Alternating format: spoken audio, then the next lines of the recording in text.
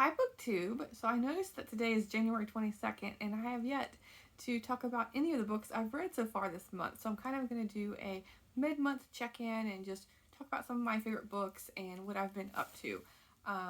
Personal life-wise, I haven't been doing much because last week we got snow on Saturday, week before, and it stuck around for quite a bit, and it turned from snow to ice like halfway through, and then it was very, very treacherous to go outside, so I could barely do any walks with Fable, who is, of course, right behind the camera looking at me like, what is that? But it came to a point where I couldn't even walk her. I had to get my boyfriend to do it. He had more steady feet, I guess better traction on his shoes. So thank goodness he was able to go out and take care of her. But yeah, it was rough. And so even though I had more time because I wasn't going out at all for I think 8 or 9 days, it was just impossible to go out. Um, my schedule was thrown off because of that, and so I didn't read as much as I would have liked to. And even though I read 19 books so far this month, it was still lower than expected considering the time that I had, if that makes sense. But yeah, I feel like I'm not alone. If my schedule gets thrown off, then I just feel like everything is goes off the rails in a sense. So there's that. And then work-wise, it's actually been very slow because we got a new person on our team. And so I basically gave her half my work so she could learn the ropes of things. And so she's coming to me with lots of questions. So, but my workload is much less, even though I'm assisting her, if that makes sense. And it's not going to last long, so I'm not going to complain. I'm just going to roll with it of it being nice and slow because I don't necessarily like when it's that slow because it just makes the day drag. But I can feel it with watching some booktube, like, you know, while waiting for the next assignment, if you will, or email or what have you. So I mean, there's that. So yeah, all around, can't complain, and looking forward to this new year. Like the next video, since I'm sitting down talking to you, the next video I'm gonna film is my goals for the year, because that's another thing I haven't got around to sharing with you.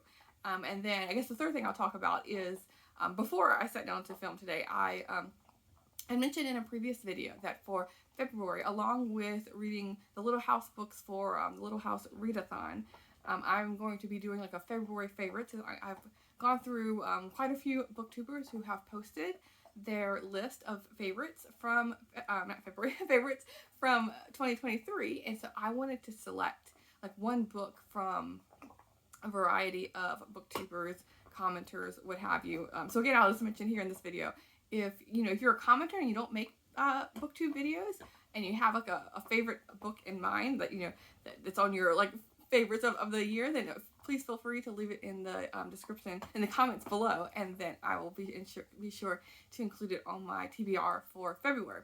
So I was just collating that and checking out what can I get in my library, what do I own, that kind of thing. So I just had a very like bookish day in a sense because it took me like an hour to do, but I haven't read anything yet. So anyway, yeah, so that's like kind of catching up to speed. So now I want to talk about some of the books that I've read so far this month. I've read a total of 19, but I'm just going to show you 4 of like of my favorites so far. Speaking of favorites. So this first one is Letters from Eden, A Year at Home in the Woods by Julie Zickfuss. And I love the cover of this book. She, the author, wrote and drew everything in here, so it's just fantastic. And there's all sorts of and there's also like her personal handwriting is on here talking about box turtles and the heron, and it's just stunning. And this is all about her time when she had first bought her property in southeast Ohio, basically like the foothills of the Appalachian Mountains, and she has 80 acres to enjoy and explore because she herself is a birder, and she talks about how she started out drawing and was in many publications as the artist for it, but then after a while she wanted to write for it as well, and write for all these publications that she was already in, and so she came into writing. And so this is about her journey through that, living out on this land in this like new area because she's from Richmond, Virginia, and it also includes little clips here and there of her childhood and how her father got her into birding, and then her husband is an editor as well, and so a nature writer editor. So yeah, there's tons and tons of like glorious nature writing in here. this is fantastic. I highly recommend this author, and in particular this book for sure.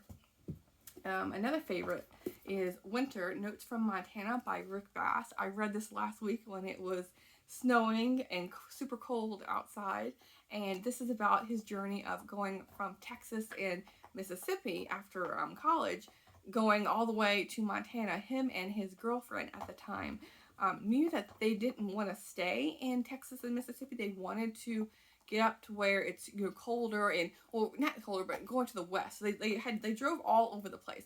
They started in New Mexico, went to Colorado and Wyoming, just scoping it out, trying to find their perfect place. And they ended up in northwest Montana, a couple miles from the border of Canada. So way up there. But it's not the typical it's like the mountain area of Montana. It's not the flat part, but it's not the typical drier climate. He's constantly mentioning how it's kind of similar to this weather here in Portland, Oregon, more of the rainforesty, wet, mossy forest that he is in.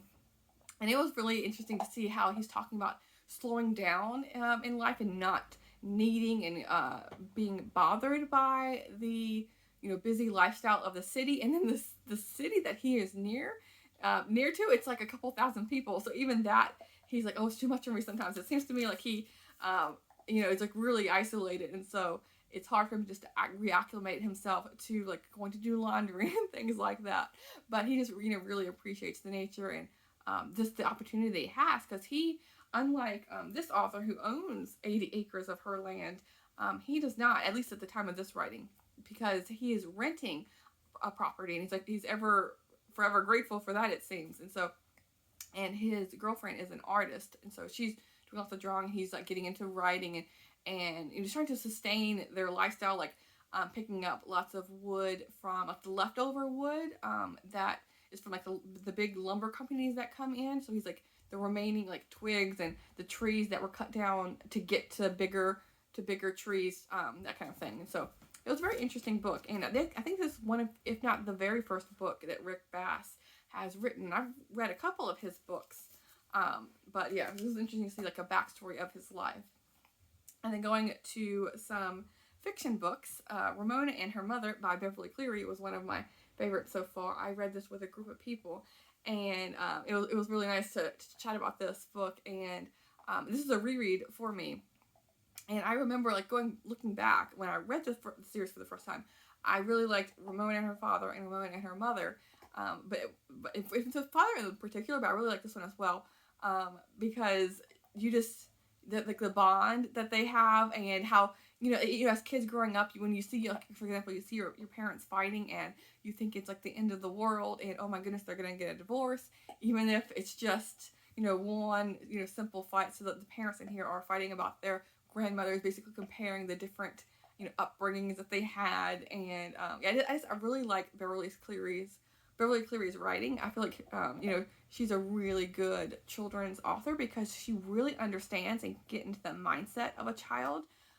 And then what I had recently learned was that I had thought that this series was published kind of sort of not back to back, but within a certain time frame, let's say 10 years or something. I thought something like that. But no, the first book in the series came out in 1955. And I think the last one was in the late 90s, 98 or 99. So that's a gigantic time gap there. It's just amazing that Beverly Cleary, as she's aging through these decades, she is still able to capture the childlike viewpoint on things. I just think it's amazing. And then the last book I'm gonna share with you is Sea Castle by Andrew Mayne.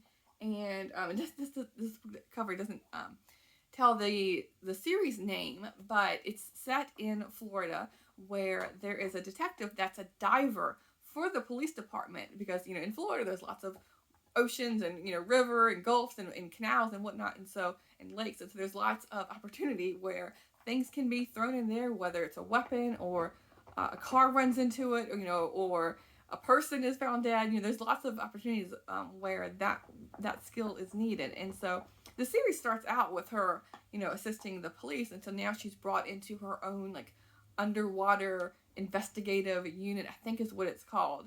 But this book in particular, this I want to say is the fourth book in the series, it is a little twist on things, how the series has been going, because in this one, she gets partnered up with this cranky, I think she's like 55 or 50 or 55-year-old woman who is really discouraged by the police department because all of her like zany ideas and kind of like off the wall things that she is talking about, because she doesn't just talk a little bit off the wall, she's also very pushy about it, and it's kind of rude, honestly, in a sense, to all of her team members. And but so initially when the main character here gets partnered up with her, she's like, oh my goodness, what did I get myself into?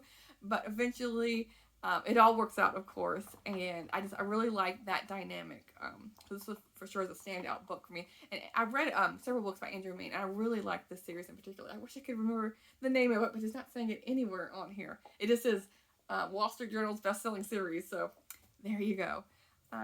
So yeah, those are some of the books I've been reading, and let me know if you have any favorites so far this year, and then of course favorites from 2023 as well. And I'll talk to you in a little bit. Thanks, BookTube.